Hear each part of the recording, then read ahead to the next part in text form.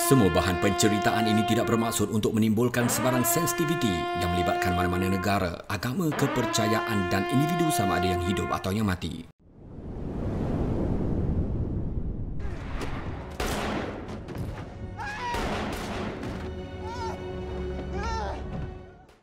Support Mainquest TV dengan subscribe, like, share dan klik butang notifikasi untuk pastikan anda terus menerima cerita-cerita terkini daripada kami.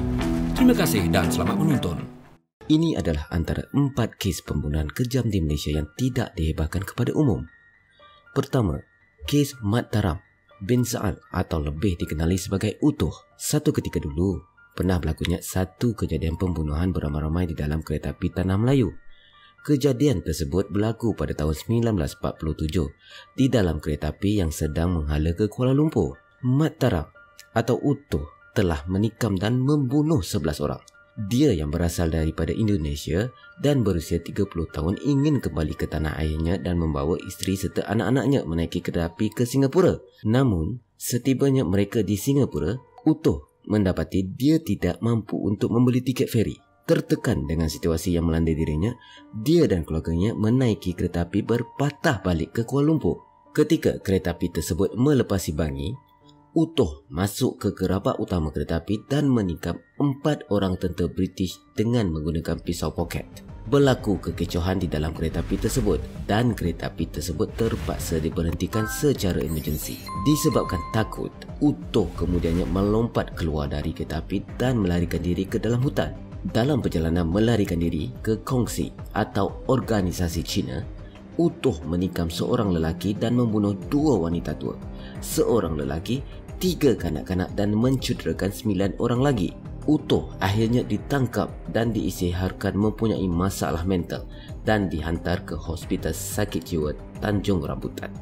Kes kedua pula, Jiang Lianjun, seorang wanita warga emas berasal dari Korea Selatan yang berusia 92 tahun ditemui tidak bernyawa di sebuah hotel di Genting Island.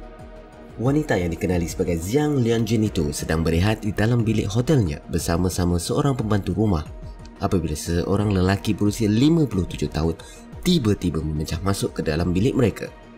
Dia kemudiannya menyuruh Jiang dan pembantu rumahnya itu untuk diam, lalu mengikat kaki serta tangan mereka menggunakan tali.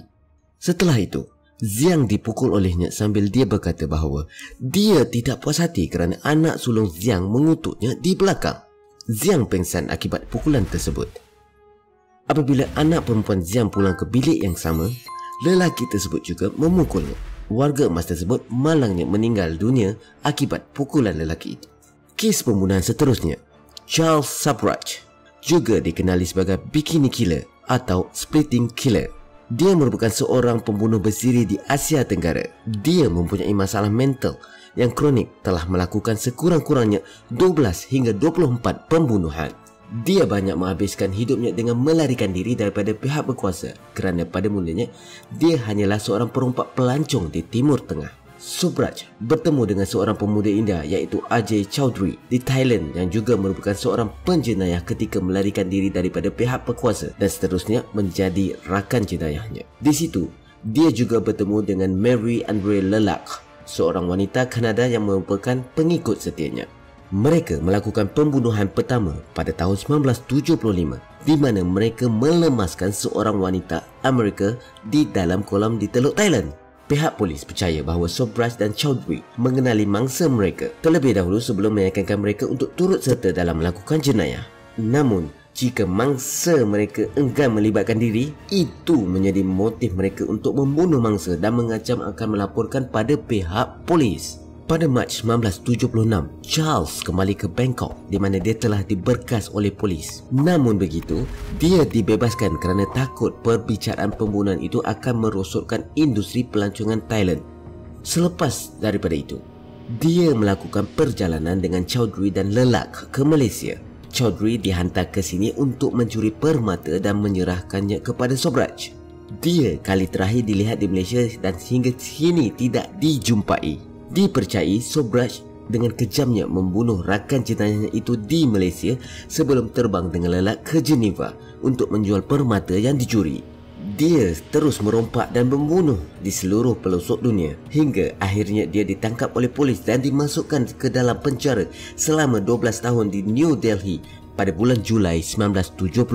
Setelah dia dibebaskan dari penjara, dia menghabiskan sebahagian besar waktunya dengan mengenakan bayaran kepada sesiapa yang berminat untuk membuat dokumentari atau menulis buku tentang dirinya. Pada bulan September 2003, Subraj dijumpai oleh seorang wartawan di Kathmandu, Nepal yang kemudiannya memberitahu pihak berkuasa tempatan. Dia ditangkap dan didakwa dengan 2 pembunuhan yang dilakukannya pada tahun 1975 dan dijatuhkan hukuman penjara seumur hidup pada tahun 2004. Kes keempat adalah 2 pembunuhan kejam misteri yang berlaku pada tahun 2014.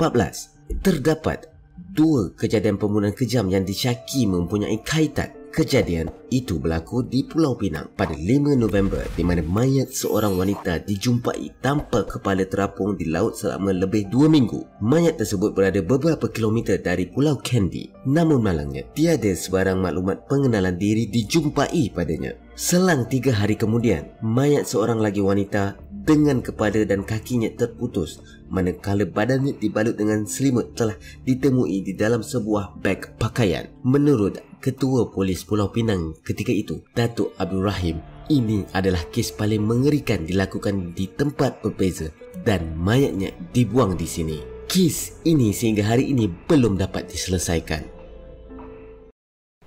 Macam mana cerita tadi? Okey, support MindQuest TV dengan subscribe, like, share dan klik butang notifikasi untuk pastikan anda terus menerima cerita-cerita terkini daripada kami. Kalau anda ada cerita menarik yang ingin dikongsikan kepada kami, tinggalkan di ruangan komen di bawah. Terima kasih kepada yang menonton. Ada banyak lagi cerita menarik. Apa lagi? Klik dan layanlah.